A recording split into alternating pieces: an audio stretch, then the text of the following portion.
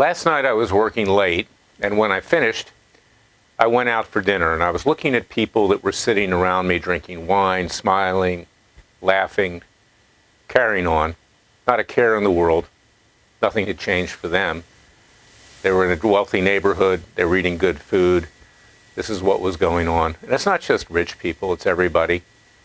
The sad part is that if there's anyone responsible for what Joe Biden has done in destroying this country, not to mention Kamala Harris, not to mention Nancy Pelosi, not to mention the Republicans who knew what was going to happen in Afghanistan.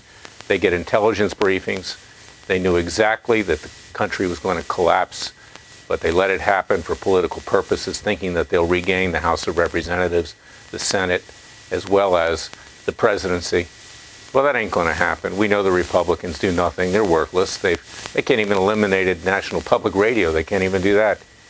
But this is symptomatic of the country today. So you have to start looking inward, you, the American people. Our supporters obviously want to do something, and they do something. But look back to colonial times when it was just a small group of people who couldn't take it anymore with the king. The rest of the colonies were fat and happy. They were rich. Even if the king wanted to insert greater taxes to oppress them with that, to pay for the rest of his empire, that would have been okay for most of the people in the colonies. It took our fathers to coalesce to understand that the get much worse, that their children and grandchildren and future generations would be living in a dictatorship. Well, that prediction has come true. 245 years later, we live in a dictatorship. The left has a master plan. Use COVID to destroy all of our liberties and freedoms. Use the Gestapo, FBI to quell dissent, even peaceful protest. Use vigilantes on the left, these radical groups, to beat back the police, to defund them, to assault them, to attack them, and even kill them. Eliminate police departments. If that doesn't work, the Biden-Harris Justice Department takes them over and renders them impotent. Violent crime running rampant through the streets. An open border where immigrants are flowing like water with COVID-19, human drug traffickers of individuals, criminals occupying our country. It is a total effort by the left to destroy this country. And we, the American people, sit there, by and large, with the exception of our supporters and a few others, and watch it happen. And what's happened in Afghanistan just in the last few weeks is a good example. A brain-dead president, someone who isn't even competent enough to find his way through the Rose Garden of the White House to his office, where the Secret Service has to literally take him by the hand because he's not there. A so-called vice president, when confronted with Afghanistan and the border, just cackles like the Wicked Witch of the West in The Wizard of Oz and says it's funny. A Speaker of the House, Nancy Pelosi, who has had more facelifts than Joan Rivers. And if she smiles, her face will crack. But that's not what the problem is. The problem is she's pure evil. She's a liar. A Republican Party, which does nothing except raise money. How many emails do you get every day asking for more money? And what do they accomplish? Little to nothing. We, the American people, have no government. We are left out there by ourselves, and we can see it now. The country's all but been destroyed in just 6 months of the Biden and Harris occupation of the White House. I'll call it an occupation. This is what we're dealing with. And it's why I wrote my book, It Takes a Revolution, Forget the Scandal Industry. Read it. We have no judicial system that will stand up for the American people. Federal judges, Supreme Court justices are bought and paid for by the establishment. They want to be part of the crowd.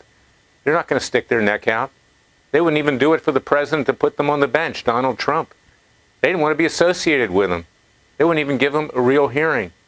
And then you've got judges that are trying to eliminate conservative lawyers from the practice of law. So even if they gave honest decisions, we couldn't appear in front of them. And bar associations like the District of Columbia Bar and the New York Bar that are trying to disbar Rudy Giuliani, people like Sidney Powell, others. I've been fighting with them for years. They don't want dissent, and they don't want conservatives to have any say in their future, much more people of faith. It is time to rise up. It is time for the American people to take the country back, to wage a peaceful and legal counter-revolution. The left has seized total control. And for those people who think they can just sit there and sip wine and eat expensive dinners or watch Sean Hannity on Fox News and that's enough, your children and grandchildren and yourselves are going to be living in a virtual communist hell. In fact, communism will look good compared to where we're going right now. So go to freedomwatchusa.org. Support what we do, not just our educational efforts. We need to educate those people who simply don't understand, just like our founding fathers did in the days leading up to 1776 with pamphlets and columns and everything else. But we also need to take hard action through our citizens' grand juries. This Thursday, we will be seeking the indictment of Joe Biden for negligent homicide. And you know what? It wasn't even negligent what he did in Afghanistan. He knew what he was doing. And we've already indicted him for a massive bribery scheme from communist China, Ukraine, and Russia. We've indicted Robert Mueller for his Russian collusion witch hunt. And Anthony Fauci's about ready to get indicted for lying to the American people in collusion with the communist Chinese over COVID-19. We need to hold all the criminals accountable peacefully and legally. We have the right to do it. We have the right to indict, to try, to seek convictions, to sentence. And when we get those sentences, we will ask law enforcement to mete it out because they've had it. The military's had it too. They've been abused.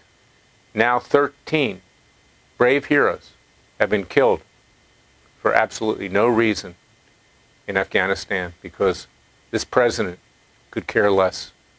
Could care less. And the Republicans, they're happy.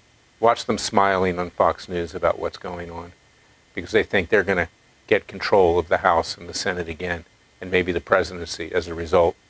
But we, the American people, need to defend ourselves.